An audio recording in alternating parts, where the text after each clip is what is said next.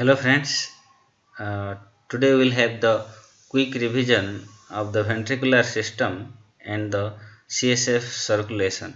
We'll see the ventricular system and the venous drainage and the information related to the CSF distribution, secretion and the circulation. So here you can see at this image that the brain and the spinal cord that float within a protective bath of cerebrospinal fluid, you can say the CSF, which is actually produced continuously by the choroid plexus within the ventricles of the brain. So here we will see how the ventricles are arranged inside the brain and spinal cord. So here we will find the brain and here you will find the spinal cord. So as you know that the brain has the cerebrum here.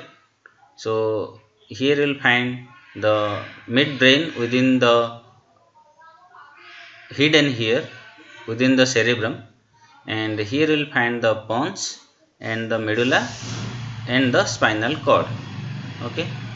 Now here you can see the frontal lobe, the parietal lobe, occipital lobe and the temporal lobe.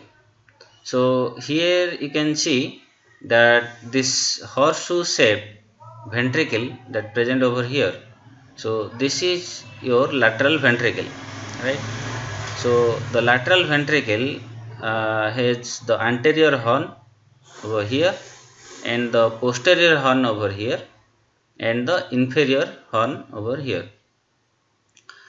So the lateral ventricles, two ventricles, they related to the two cerebral hemispheres, mainly the frontal lobe and the parietal lobe. The posterior horn that is related to the occipital lobe, and here the inferior horn is related to the temporal lobe. So anterior horn for the frontal lobe, posterior horn for the occipital lobe and inferior horn for the temporal lobe, and body of the ventricle, lateral ventricle, is for the parietal lobe. Okay. Now here in between the two thalami, here you will find the third ventricle, right? So this is third ventricle. So the third ventricle that connected to the lateral ventricle by a foramen over here. So this foramen is the foramen of Monro, right? This is foramen of Monro, and after the third ventricle, see, so this actually this third ventricle that related to the diencephalon, okay, and the lateral ventricle related to the telencephalon, and the third ventricle related to the diencephalon, right? Okay. So just below to that, here you will find the midbrain area. So at the midbrain area, you will find the cerebral aqueduct. Okay. So cerebral aqueduct, that is actually a duct-shaped tubular structure that connects from the third ventricle to the fourth ventricle, right? So here you will find the fourth ventricle. So this fourth ventricle related to your pons, the medulla and the cerebellum over here, right? So here at the fourth ventricle, actually you will find there are the two openings over here, the foramen lusca and foramen magendi, that related to the CSF flow to the subarachnoid space and CSF flow to the cerebellum, right? Okay. Now what we'll find here, this CSF actually which is produced continuously by the choroid plexus within the ventricles that is present in the brain. So the choroid plexus actually they secretes the CSF into all ventricles. Okay, so and you'll find the arachnoid granulations. They are the site of the CSF preparation or the reabsorption of the CSF. It takes place at the arachnoid granulations that we will see in a while. So each part of the CNS that contains a component of ventricular system. So there are four interconnected ventricles in the brain that you can see here. Mainly the two lateral ventricles you will find, and a third ventricle over here, and a fourth ventricle. So the lateral ventricle, it is located deep within the each cerebral hemisphere, and each lateral ventricle that communicates with the third ventricle via an interventricular foramen. Okay, so this foramen of Monro that you can see over here, and the third ventricle that is found in the midline, okay, within the diencephalon, and communicates with the fourth ventricle via the cerebral aqueduct. Okay, so here this cerebral aqueduct that passes through the midbrain, okay, towards the fourth ventricle. So here you will see the fourth ventricle. So the fourth ventricle, it is actually located between the dorsal surface of the pons and the upper medulla and the ventral surface of the cerebellum, and the fourth ventricle is continuous with the central canal of the lower medulla that you can see, observe here, and towards the spinal cord. Now the ventricular system and venous drainage, what we will discuss over here, that the brain and spinal cord that float actually within the protective bath of the cerebrospinal fluid, and which is produced by the lining of the ventricle that you will find here, the lining, and there you will find the choroid plexus. So the CSF that actually circulation of the CSF that begins in the ventricle, and they then enters towards the subarachnoid space to surround the brain and the spinal cord whole. Okay, so outside the brain and spinal cord you will find the CSF, and inside within the ventricle also you will find the cerebrospinal fluid. Okay, so here you have to note one thing, that a total of 400 to 500 cc of the cerebrospinal fluid that actually produced per day, and the ventricles and the subarachnoid space that contains 90 to 150 cc. So all the CSF that is actually turned over within the brain and the outside that is 2 to 3 times per day. So here you will see that you can observe here the arachnoid granulations over here. Okay, so these are the arachnoid granulations. They reabsorbs the CSF, and here you will find the cerebral hemisphere. This is the mid sagittal section. Here you will find the corpus callosum, the commissural fibers between the two cerebral hemisphere, the largest commissural fibers, and here you will find the choroid plexus within the third ventricle, that you will find over here, the third ventricle. So the choroid plexus is over here, and that choroid plexus also present at the third ventricle and the lateral ventricle also. So here you will find the lateral ventricle. From the lateral ventricle, that CSF flows through the interventricular foramen, that is the foramen of Monro, and in the third ventricle also you will find this choroid plexus. Actually, this choroid plexus also pours like shower the cerebrospinal fluid to the third ventricle also, and from here the CSF will go downward towards the fourth ventricle, and at the fourth ventricle also here you will find the production of the CSF through this choroid plexus.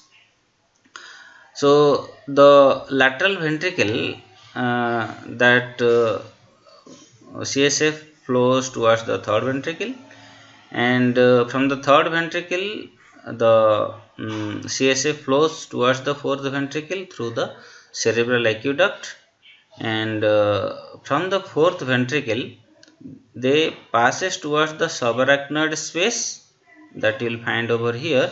So this is the dura mater, and this is the arachnoid mater, and this is pia mater, and within this you will find the space. So this space is the subarachnoid space. So all the CSF will enter into this CSF filled cavity, the subarachnoid space, through the foramen lusca from the lateral aperture of the fourth ventricle, and at the posterior aperture here you will find the foramen of Magendie, that the CSF may enter into the cerebellum and also towards the subarachnoid space. So this subarachnoid space CSF may travel to whole over the subarachnoid space upward, and that will go upward through the subarachnoid space. Then it enters through the arachnoid granulations and will enter into the sinus, right? So these are the dural venous sinus that will find over here. So this CSF, after circulation outside the brain and the spinal cord and inside the brain and spinal cord, they exit through these foramina, and that enters into the sinus venosus, right? That means dural venous sinuses, ultimately towards the internal jugular vein and towards the heart. So here you will find this choroid plexus. Actually, this choroid plexus that contains the choroidal epithelial cells, okay, and it is in the lateral ventricle, in the third ventricle, and in the fourth ventricle you will find, and actually they secrete the cerebrospinal fluids, and you will find the tight junction that forms the CSF blood and CSF barrier, and the blood brain barrier. So the blood brain barrier that formed by the capillaries endothelium. So capillary endothelium, the inner lining of the arterial system, that with tight junction. So what will find, the endothelial cells within the arterial system, they are very tightly packed. So it will not allow to enter any substance into the arterial system. So actually this primary, or you can say the capillary endothelium with tight junction, that actually lined by the astrocytes, food processes, that also contributes to form the blood brain barrier. So once the CSF is in the subarachnoid space, it goes up over the convexity of the brain, that you can observe here through this arrow, and enters the venous circulations by passing through the arachnoid granulations into the dural venous sinuses. Okay, so here you will find the arachnoid granulations very clearly and deeply, that we can see how this arachnoid granulations forms. So here you will see the scalp and the deep scalp veins, and here the layers of the scalp and the endosteal layer. So you can see the pericranium, and just deep to that we will find the dura mater, right? So here we will find the dura mater. So there are two layers of the dura mater. One is attached to the cranium, pericranium, that is endosteal layer of the dura mater, and here we will find the meningeal layer of the dura mater, two layers. So within these two layers they will find a potential space. So this potential space that actually filled with the venous blood, so that is known as your dural venous sinus. Okay, so here what we'll find that here we have taken the coronal section. Here we'll find the coronal section of the brain. The here we'll find the arachnoid matter, and here we'll find the pia mater of the brain, and these are the gray matter, and these are the white matter. This is one cerebral hemisphere, this is another cerebral hemisphere, and here within this you will find this cavity by the two layers of the dura mater. So this cavity is the superior sagittal sinus. Okay, so this sinus is actually you will find here the superior sagittal sinus. So in superior margin, okay, of the falx cerebri, that drains into two transverse sinuses each side, and each of these sinuses, they drains blood from the confluence of sinuses into the sigmoid sinus. So what we will find from the superior sagittal sinus and from the inferior sagittal sinus. So the superior sagittal sinus will drain to the confluence of sinuses, and the inferior sagittal sinus will drain to the straight sinus, and there you will find the confluence of superior sagittal sinus and straight sinus. Then they will drain to the left and right transverse sinus, and transverse sinus will drain to the sigmoid sinus, both the side, right and left sigmoid sinus, and from the sigmoid sinus this will drain to the your internal jugular vein, and ultimately towards the heart. So each sigmoid sinus exit the skull via the jugular foramen as the internal jugular vein. So the inferior sagittal sinus that actually present at the falx cerebri, inferior margin of the falx cerebri, and terminates by joining with the great cerebral vein of Galen to form the straight sinus at the falx cerebri and the tentorium cerebelli junction, and this drains into towards the confluence of the sinuses, and you'll find the cavernous sinus also. So the cavernous sinus that is present at the side of the sella turcica, body of the sphenoid bone. So a plexus of veins on the side of the sella turcica that surrounds the internal carotid artery and cranial nerves, mainly the third, fourth and fifth cranial nerves, and you'll find the sixth cranial nerves also, that includes very much close relation with the cavernous sinus. So it drains into the transverse sinus directly via the superior petrosal sinus and the uh, internal jugular vein, and you will find the inferior petrosal sinus and superior petrosal sinus. So the superior petrosal sinus will drain to the sigmoid sinus, and towards the transverse sinuses also, but the inferior petrogel sinus that directly drains to the internal jugular vein. So that you can see here that if you take the sagittal section, you can see the superior sagittal sinus over here. So the superior sagittal sinus that drains towards the confluence that presents at the superior margin of the falx cerebri. So this is your falx cerebri and this is your tentorium cerebelli. Now at the inferior margin, here you will find the your inferior sagittal sinus.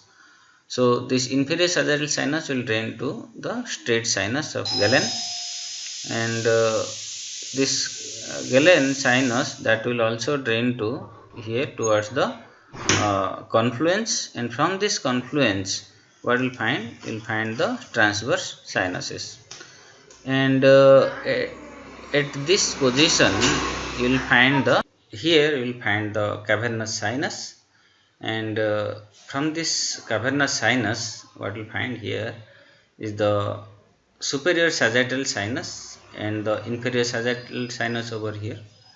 So cavernous sinus that drains the blood to the superior sagittal sinus, and superior sagittal sinus will drain to the transverse sinus, and here you will find the inferior sagittal sinus over here, and this inferior sagittal sinus will drain directly to the internal jugular vein.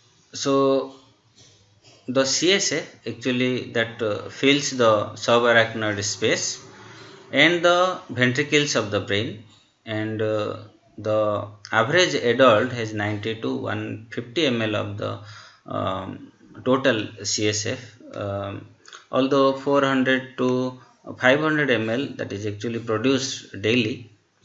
Only 25 ml of the CSF that is found in the ventricle. So if you will think the CSF concentration will be there. So the concentration of the protein means including all the immunoglobulins that is much lower in the CSF as compared to other serum, and the normal CSF that actually contains 3 to 4 lymphocytes or the mononuclear cells per cubic millimeter. Although the presence of the few monocytes or the lymphocytes is normal in CSF, but the presence of polymorphonuclear leukocytes is always abnormal, and as in bacterial meningitis. So in bacterial meningitis you will find the polymorphonuclear leukocytes, and the red blood cells are not normally found in the CSF, but may be present after the traumatic spinal tap or by the subarachnoid hemorrhage, and the increased protein levels may indicate a CNS tumor, and the tumor cells may be present in the CSF in case of with the meningeal involvement is there. If any meningitis or the tumor grows at the meningeal level, then you will find the presence of tumor cells. So approximately 70% of the CSF that is actually secreted by the choroid plexus, which actually consists of your glomerular tufts of capillaries that is covered by the ependymal cells that project into the ventricles. The remaining 30% that is present in the metabolic water production, and the choroid plexus it is located in parts of each lateral ventricle, the third ventricle and the fourth ventricle that we have discussed, and the CSF from the lateral ventricle that passes through the interventricular foramina of the Monro into the third ventricle, and from there the CSF flows through the aqueduct, means you will find the cerebral aqueduct of the midbrain into the fourth ventricle, and the only sites where the CSF can leave the ventricle and enter the subarachnoid space outside the CNS are through three openings in the fourth ventricle. That to laterally you will find the foramen of Laska, and at the median you will find the foramen of Magendie. Within the subarachnoid space, CSF also flows up over the convexity of the brain and around the spinal cord, and almost all the CSF that returns in the venous system by draining through the arachnoid granulations into the superior sagittal sinus, the venous sinus. In the normal CSF, it is very clear fluid and isotonic with serum, that is 290 to 295. So the pH of CSF is 7.33, but you can remember arterial blood pH is 7.40 and the venous blood pH is 7.36. So the pH of CSF is 7.33. So what we'll find here, the sodium ion, that actually concentration is equal in the serum and in the CSF, that is actually draws the water level from the blood, and the CSF has a higher concentration of the chloride and the magnesium also, and ions that than the other serum. So this CSF has a lower concentration of the potassium, calcium, and the bicarbonate ions, as well as the glucose than the other serum. So the blood CSF barrier is a mechanism which actually protects the chemical integrity of the brain. The tight junction that is located along the epithelial cells of the choroid plexus form the blood CSF barrier. So the transport system, actually they are very similar but not identical in the those of the blood brain barrier. So the ability of substance means it will say the administration of the drug to enter the CSF, that doesn't give any guarantee that it will gain access towards the brain due to this blood CSF barrier.